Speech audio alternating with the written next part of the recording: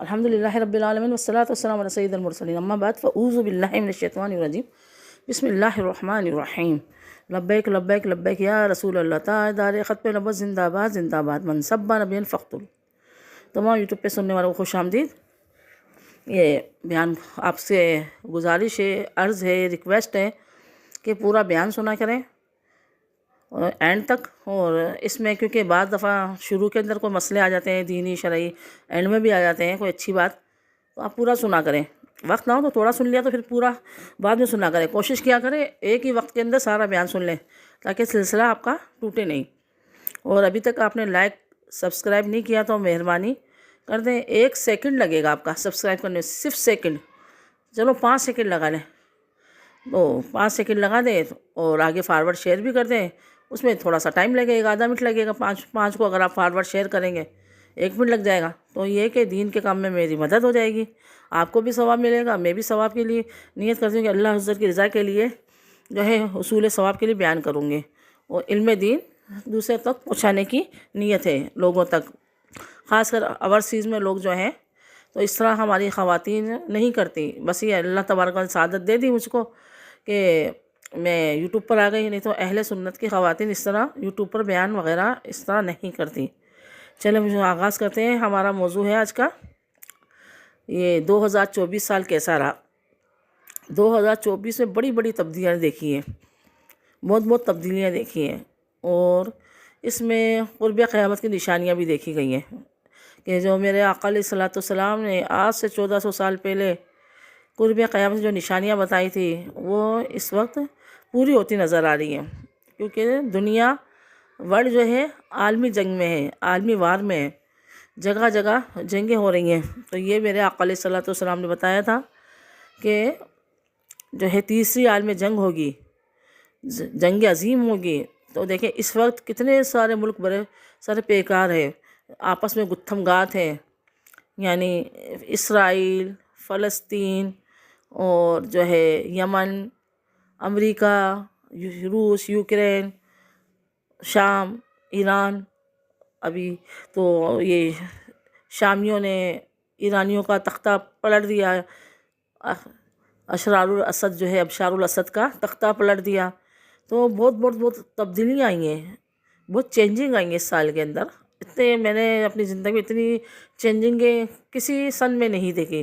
جتنی اس سال کے اندر دیکھی ہے۔ اس سال میں بڑے بڑے برج الٹ گئے، بڑے بڑے برج الٹ گئے، جیسے حسینہ واجد کا برج کتنے سالوں سے وہ حکومت کر رہی تھی، اور وہ اپنے چاہنے والوں کو مفتی بھامی تھے، جو بھی ہے ان کے نام،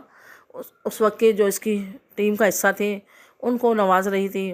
اور بس تو دیکھیں ایک نوجوان نے حسینہ واجد کا اتنے سالوں کا تختہ الٹ دیا۔ اور اسی طرح شام کے اندر بھی ایک بچے کے بارے میں کہا جاتا ہے کہ اس نے ایک لکھا تھا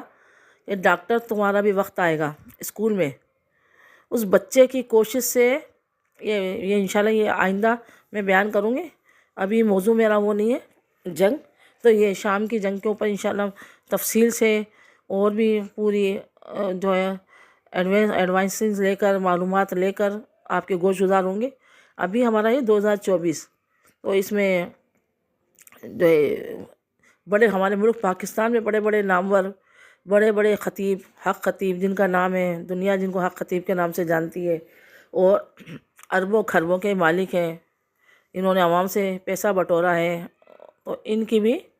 جو تھی وہ اسی 2024 کے اندر ان کا خوب ایکسپوز کیا گیا ہے۔ اور بھی بڑی بڑی دینی شخصیتوں کو، مذہبی شخصیتوں کو، اب میں آپ کو خود سرچ کر لیں، میں نام نہیں لے سکتی کیونکہ میں بھی ایک دینی جماعت، میرا تعلق ہے، کئی جماعتوں سے میرا تعلق رہا ہے، اور میں اہل سنت ہوں، تو میں یہاں ایکسپوز کرنے نہیں آئی کسی کو نا، یہ میرا کام نہیں ہے۔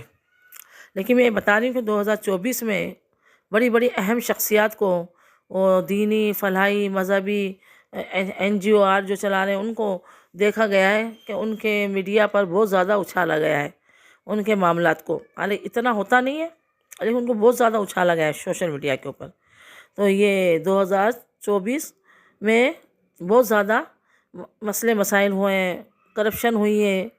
اور گناہ عروج پر آ گئے، یہ میرے آقا علیہ الصلوۃ والسلام بتا رہے ہیں،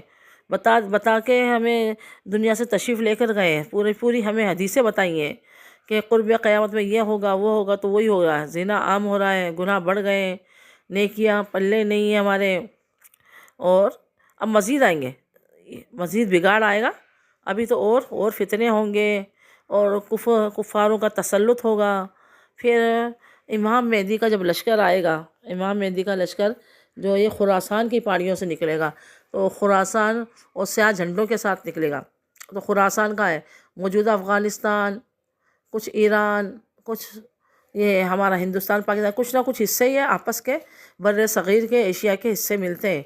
خراسان میں، کیونکہ اس وقت جو ہے خراسان الگ تھا، آج الگ ہے، شام ہے، آج ہم شام کو ایک حصے کو ہم شام سمجھتے ہیں، سوریا جسے دونوں ناموں سے پکارا جاتا ہے، لیکن یہ اتنا نہیں ہے حصہ، یہ شام کا حصہ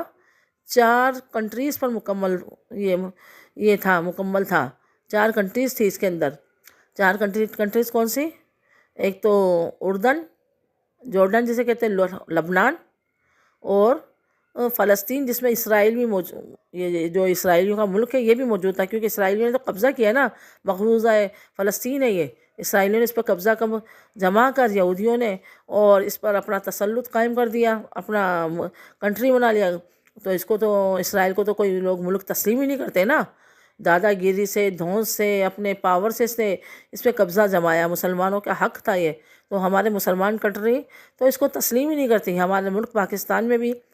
کہا گیا تھا اس کو، جب عمران خان کی حکومت تھی کہ اس کو تسلیم کر لیا جائے، لیکن نہیں کیا گیا، اور عرب والے کر ہی رہے تھے، عرب والے تمہیں تو یہ ہوگا نا کہ شر اور یہ پھیل جائے گا، یہ تباہی بربادی شر اور گناہوں کی طرف آ جائیں گے، میوزک عام ہوں گے، بت پرستی بت خانے صنم قدے قائم کیے جائیں گے یہاں پہ، کس میں؟ عرب میں۔ تو عرب میں دیکھ لیں، عرب والے تو اس کو قبول کرنے والے تھے، اسرائیل کو، ان کی تو گٹھ جوڑ تھی، نیتن یاہو تو وہاں آ رہا جا رہا تھا، ایک وہ پورا شہر بنایا جا رہا تھا یہودیوں کے لیے، وہاں پہ ریاست پوری قائم کی جا رہی تھی ان کے لیے، پورا شہر بہت لمبا چوڑا شہر بنایا جا رہا تھا یہودیوں کے لیے، اس بار ان کی بات چیت چل رہی تھی، شاید معاہدے بھی ہو گئے ہوں گے اس کے اوپر، تو لیکن یہ ہوا کہ فلسطین اسرائیل کی جنگ چھڑ گئی، تو اب اس کو پتہ ہے کہ پوری عالمی طاقت کا مجھے مقابلہ کرنا پڑے گا، اگر میں نے اس کو تسلیم کر لیا اور اس کو اپنے جو ہے شہر بنانے کی عرب کنٹری میں اجازت دے دی، تو کیونکہ بہت سے عرب فلسطینیوں کے بھی ساتھ ہیں نا، فلسطین خود عربی ملک ہے، اور شام، اردن، جارڈن، یہ سب لبنان، یہ سب مصر، یہ سب عربی کنٹریز ہیں یہ ساری۔ تو اب یہ کہ ترکی کا سب کا مجھے ایران کا مخالفت مجھے اٹھانا پڑے گی، اگر میں نے اس کو شہر بنانے دیا، اس کو تسلیم کر لیا، تو اب وہ پیچھے ہٹ گیا پھر فلسطین کی جنگ ہوتے کے ساتھ ہی۔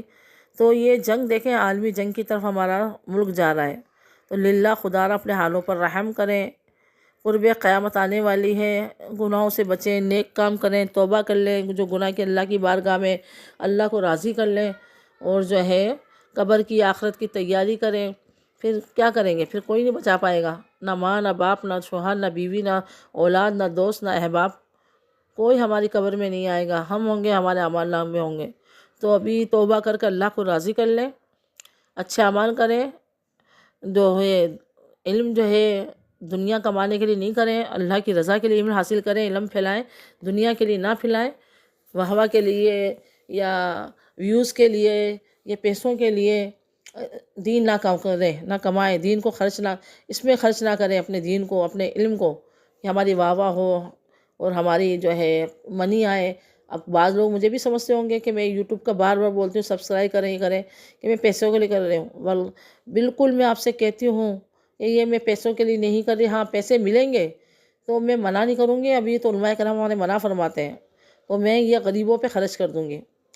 یہ پیسے ملے تو یہ بہت سے لوگ ہیں غریب لوگ، ان پہ خرچ کر دیں گے۔